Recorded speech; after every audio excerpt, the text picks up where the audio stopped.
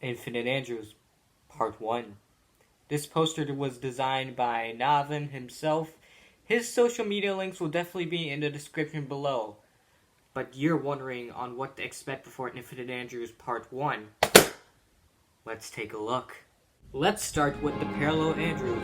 They were initially designed to protect the normal Andrew from uncertain circumstances.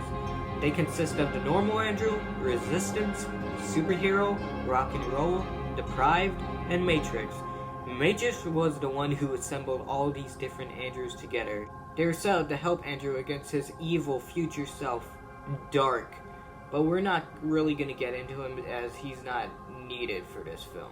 Anyway, they help him out with that mission and then they set off on their own ways. We do see the others in episodes like helping out Superhero and Resistance. Resistance has his own movie called Acquiescence, but it's more of learning about the events of him while training the normal Andrew.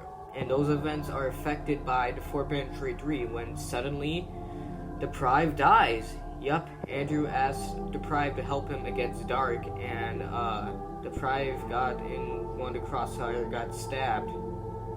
So Andrew has to live with the guilt of that.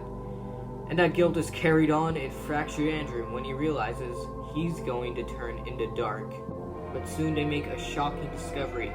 Deprived is alive, and it seems like his mental state has changed. What was once the young, deprived, depressed one is now evil? Well, it's more of the creator's doing, actually. The creator was controlling him. And speaking of, we'll get to the creator later on. Anyway, so Deprived fights them, and soon enough they find the Terminator Andrew. Now this Terminator Andrew was established in Parallel Andrew, was working with Dark, but since he had an alternate power source, he is now allowed to work with them and is only to respond to Normal's commands. Deprived eventually enters across all of their worlds and just starts beating the hell out of them. It all ends when Rock transports Deprived to his place and the Terminator self-destructs in front of them.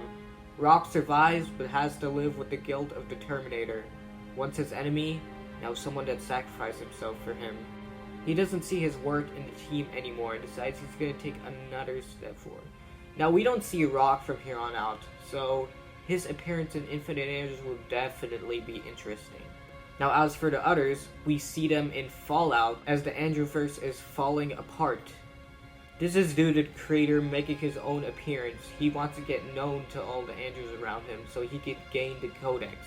What is the Codex? We will find out in Infinite Part 1. Anyway, these different Andrews who were so disputed over Deprived that they actually broke up and became fractured, not until they decided to join together again in Fallout. Desperate times equals for desperate measures. After the events of Fallout, the creator has been testing Andrew on mind games. What are these mind games? They are testing to see if Andrew could take the creator's motivation seriously, how he could understand why he's doing what he's doing.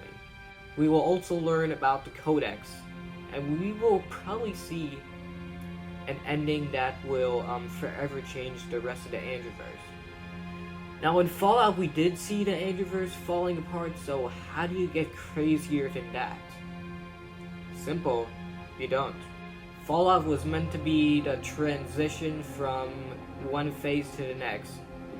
Fallout was the end of Dark's phase, now we get to see the phase of the creator. In Fallout, we see two characters make their debut in the Andrewverse films, Cadet and Agent 1215. Cadet has been the one that introduced Andrew to the Andrewverse base, the base of operations. And he has been very helpful throughout. He's been the one to basically locate where everything is. He's basically more or less the one that accesses all the maps and everything.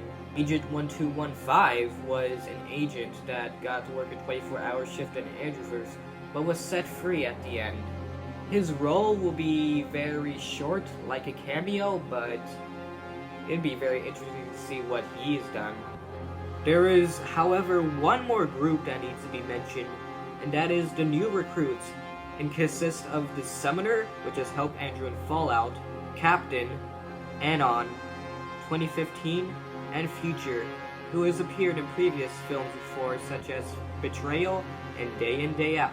They are basically assembled to replace the fractured group, and it'd be interesting to see their role in Infinite Andrews Part 1 and Part 2.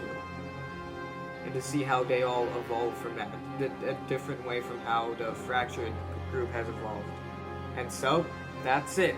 I hope you're all caught up. I would suggest watching Fallout first, then going on to Infinite Andrews Part 1. So, there it is. Bye, people of the century, and I'll see you in the next video. Bye.